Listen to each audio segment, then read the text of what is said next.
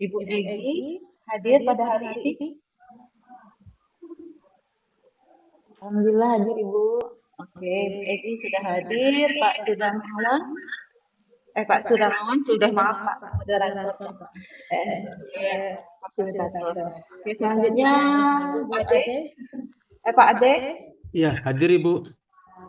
Oke, Pak Ade sudah hadir pada hari ini. Pak Ahmad. Pak Ahmad sudah hadir pada hari ini.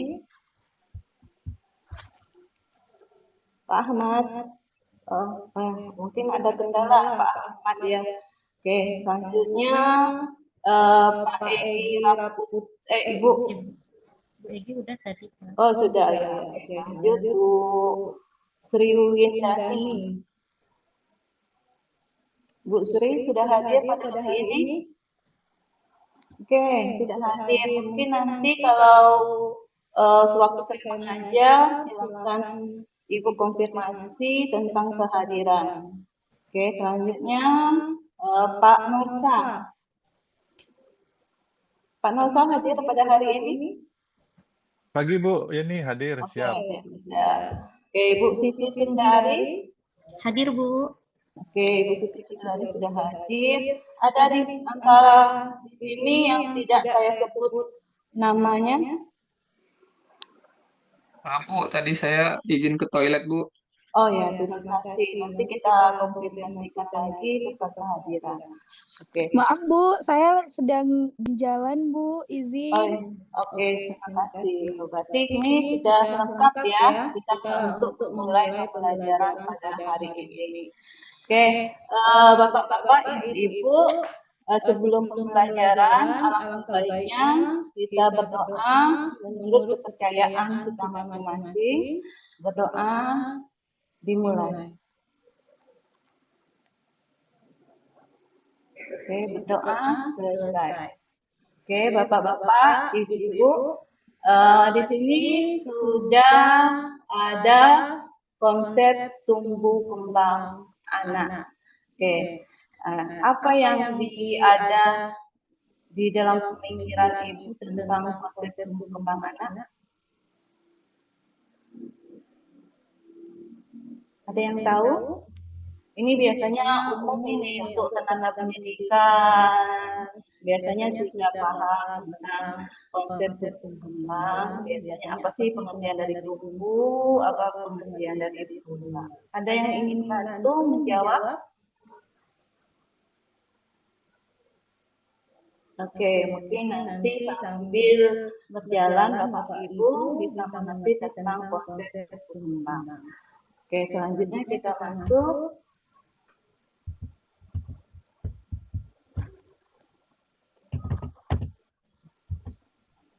Oke, ini pencapaian yang ingin dicapai dalam pembelajaran hari ini.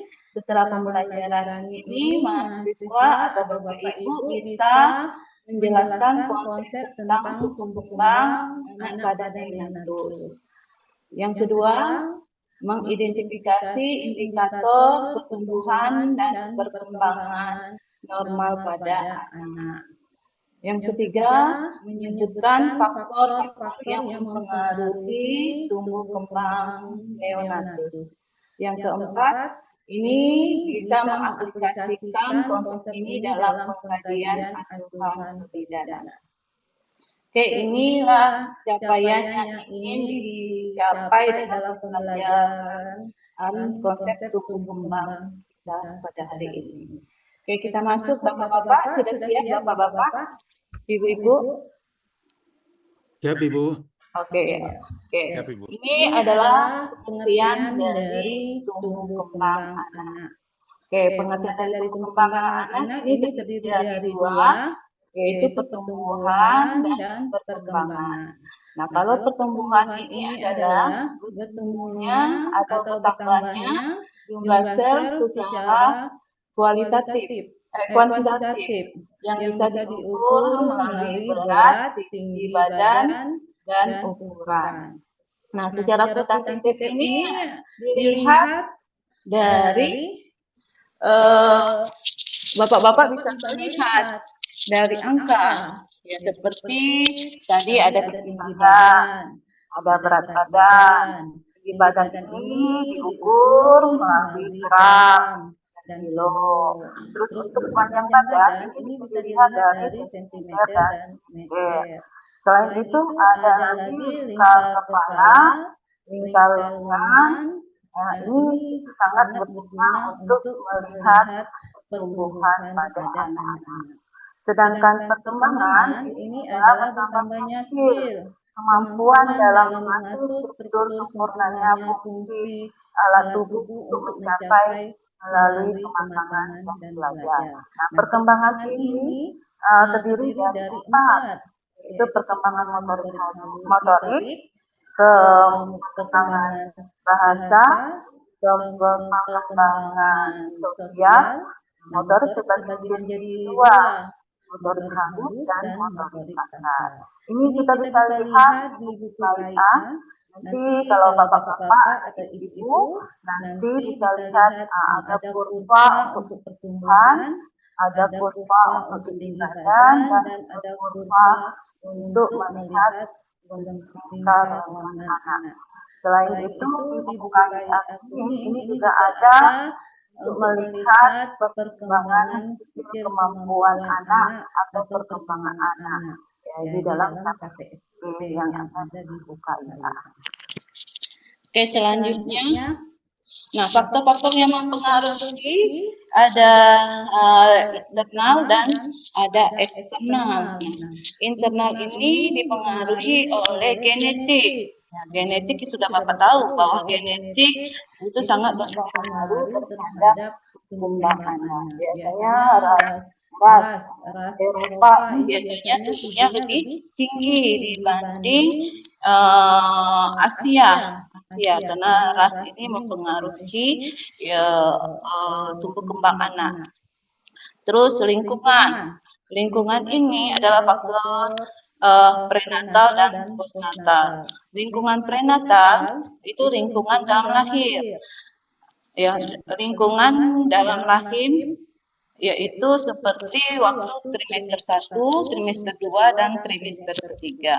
Trimester 1 usia dari 0 bulan sampai 4 bulan, di mana nutrisi ini sangat penting, ya, seperti asam folat. Asam folat ini pembentukan otak, karena pembentukan otak itu ada di TM3. Nah, kalau seandainya TM3 ini tidak terpenuhi asam folat, maka kemungkinan anak mengalami cacat, ya, seperti nanti hidrosefalus dan lain-lain. Terus selanjutnya postnatal. Postnatal ini adalah lingkungan setelah melahirkan, dari mulai 0 usia bayi sampai usia 1 tahun. Nah, ini sangat dipengaruhi oleh lingkungan, terus zat kimia, radiasi, infeksi, dan lain-lain. Nah, ini adalah faktor yang mempengaruhi. Oke, jadi lingkungan ada 2, lingkungan prenatal dan lingkungan postnatal. Lingkungan postnatal ini contohnya tadi yaitu gizi, perawatan kesehatan, kepekaan terhadap penyakit dan penyakit kronis. Sedangkan kalau lingkungan prenatal tadi itu adalah gizi ibu hamil, tadi seperti asam folat, vitamin, dan lain-lain, zat kimia, radiasi, infeksi, dan stres ibu. Ya, kenapa? Karena gizi ini sangat penting. Karena kalau ibu yang mengalami HEK, maka anak kemungkinan untuk bayi berat lahir rendah. Oke, selanjutnya kalau untuk lingkungan postnatal, contohnya lingkungan biologis, gizi, perawatan kesehatan, kepekaan terhadap penyakit. Nah, perawatan kesehatan ini biasanya kita berikan asuhan setelah bayi baru lahir. Ini adalah asuhan bayi baru lahir 0 sampai 6 jam. Nah, di mana di situ untuk mencegah terjadinya hipotermi dan hipoglikemi. Karena usia 0 bulan itu rawan terhadap terjadinya penurunan panas yang disebut dengan hipotermi dan terjadinya peningkatan glukosa. Nah, peningkatan glukosa anak ini sehingga menyebabkan bayi hiperbilirubin. Ya, oke, selanjutnya ada kebutuhan dasar. Kebutuhan dasar. Oke, sebelum kita masuk ke kebutuhan dasar, tadi ada yang belum dimengerti untuk pengertian dan faktor yang mempengaruhi. Alhamdulillah sudah paham, Bu. Oh, sudah paham. Oke, nanti kita ada quiz di akhir nanti. Ya. Oke, selanjutnya kebutuhan dasar. Kebutuhan dasar ada kebutuhan fisik, kebutuhan emosional, dan ada kebutuhan stimulasi mental atau yang disebut dengan ASU, ASI, dan ASA. Ya, jadi kalau kebutuhan fisik kita sudah tahu ya biomedis yaitu kebutuhan tubuh ya seperti nutrisi. Nutrisi ini biasanya bayi itu didapatkan dari ASI. ASI ini sangat penting, terutama ASI eksklusif. Jadi yang berumur di usia 0 sampai 6 bulan. Ya, jadi ibu-ibu jangan kesulitan ya nutrisi selain ASI selain 6 bulan karena ASI ini bisa ya, mengandung seluruh kebutuhan anak. Ya, jadi disesuaikan dengan kondisi tubuh anak. Jadi memang zat gizinya terutama kolesterolnya itu sangat bagus pada bayi. Ya. Ini yang tidak terkandung pada sapi atau susu formula lainnya. Terus kebutuhan emosional itu kasih sayang, pelukan, ciuman. Ini sangat penting untuk membentuk kepercayaan diri pada anak. Nanti ada fase anal, ada fase oral dan lain. Ini adalah bentuk dari kebutuhan emosional. Kebutuhan seperti fase anal itu di mana anak memasukkan ya jari tangan ke mulut atau mainan ke mulut. Nah, ini adalah fasenya. Jadi ini adalah bentuk dari kebutuhan emosional. Selanjutnya kebutuhan stimulasi atau asa. Kebutuhan asa ini contohnya stimulasi. Nah, ibu-ibu kan sering mengajar ya anak-anak usia 9 bulan atau 10 bulan ini tata-tata. Ya, tata-tata ini adalah bentuk stimulasi dari anak belajar berdiri itu untuk belajar berjalan itu distimulasikan ya nanti mungkin dibantu dengan alat atau ibu bapak memegang itu ada bentuk stimulasi atau yang disebut dengan asa. Oke, dari sini sudah paham bapak-bapak ibu di kebutuhan ya. Kita lanjut ya. Oke, boleh kita tanya lagi sebentar sebelum masuk ke ciri tumbuh kembang. Oke, tadi ada kebutuhan. Ya, ada kebutuhan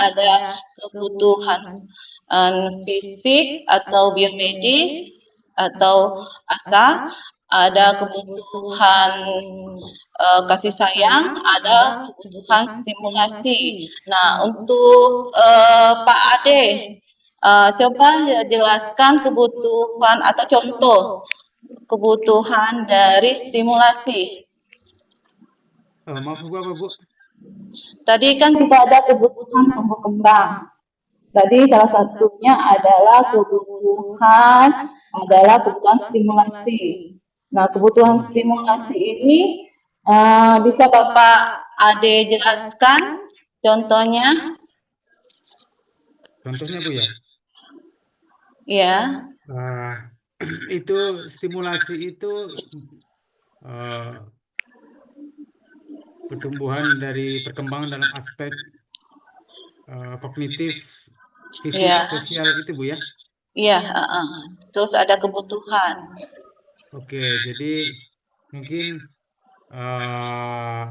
anak-anak sudah bisa memberikan respon atau sudah tahu tentang warna-warna Bu, atau Iya, benar. Ya, sudah itu bisa selain mendengarkan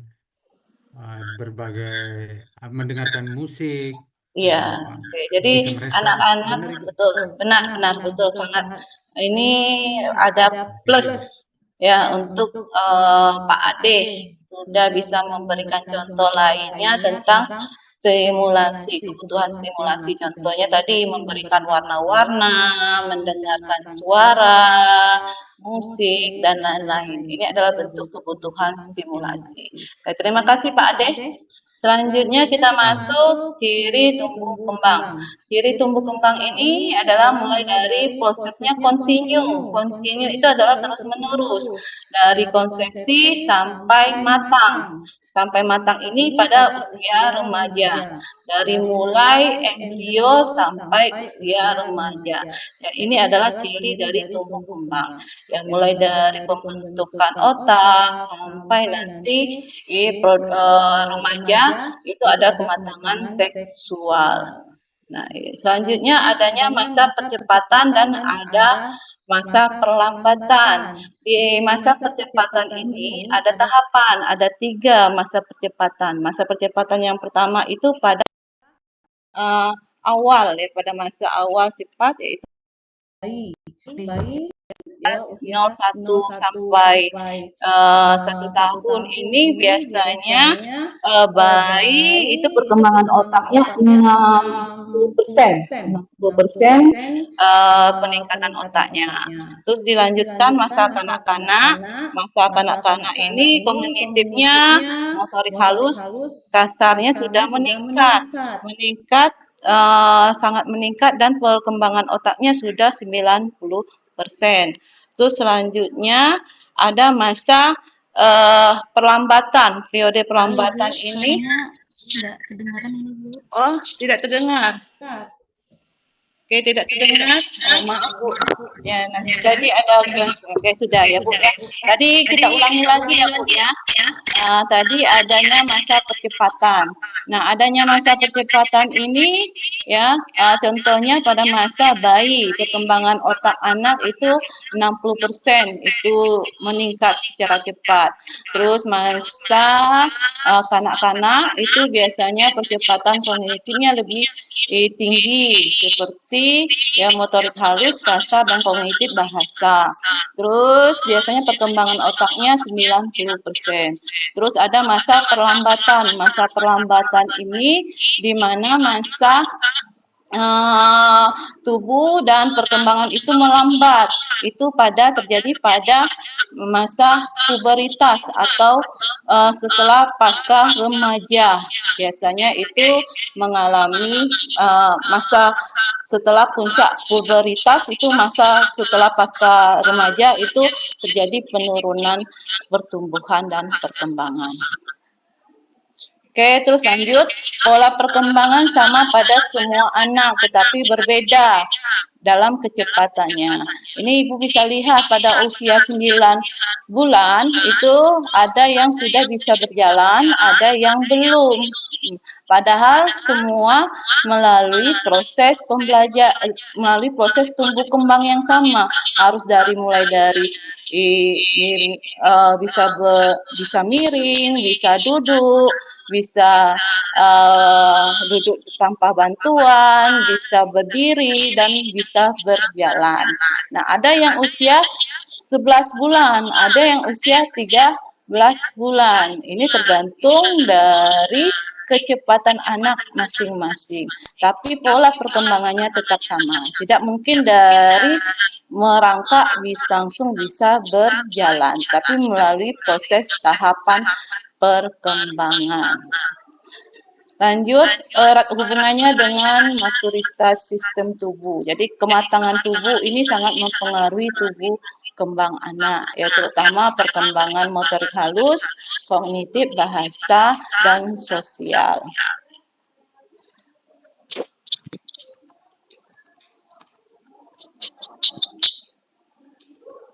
Oke, tahapan tumbuh kembang. Sambil saya mengajar, kalau ada pertanyaan silakan Bapak Ibu untuk mengangkat tangan di dalam Zoom ini. Oke, tahapan tumbuh kembang anak. Nah, izin Ibu Yeni, waktu sudah habis. Oke, Mungkin terima boleh kasih. langsung. Oke, ya, nanti ini ada kuis ya. Kuis yang ingin saya sampaikan di akhir pertemuan ini. Kuisnya ada ini, ya. Sini ada perbedaan pertumbuhan dan perkembangan. Siapa yang ingin memberikan contoh perbedaan dan perkembangan? Apa Izin itu Ibu Yeni, pertumbuhan waktunya dan sudah perkembangan? habis. Mungkin Oke. boleh langsung di close Ibu. Oke, ya, terima kasih Mbak. Jadi kalau seandainya ini mini quiz tidak bisa dijawab, tolong nanti dijadikan PR, dikumpulkan di dalam pertemuan selanjutnya. Oke, terima kasih, itu saja dari saya. Saya ucapkan mohon maaf. Ya, wassalamualaikum warahmatullahi wabarakatuh. Waalaikumsalam warahmatullahi wabarakatuh.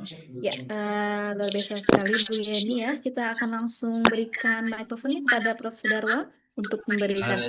Baik, Mbak Sonia. Ingat komentar saya waktu presentasi, belajar adalah apa yang tersisa dari yang kita pelajari.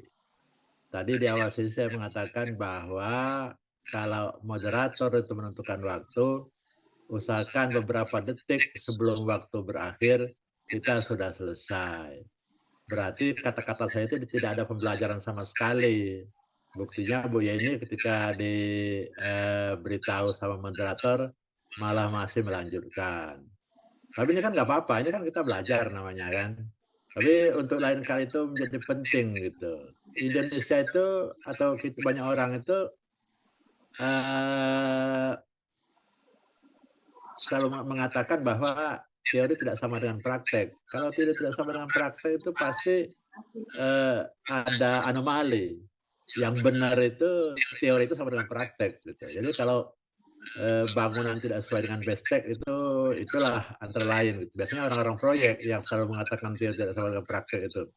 Atau bidang hukum gitu. Kalau curi ayam di hukum setahun gitu ya.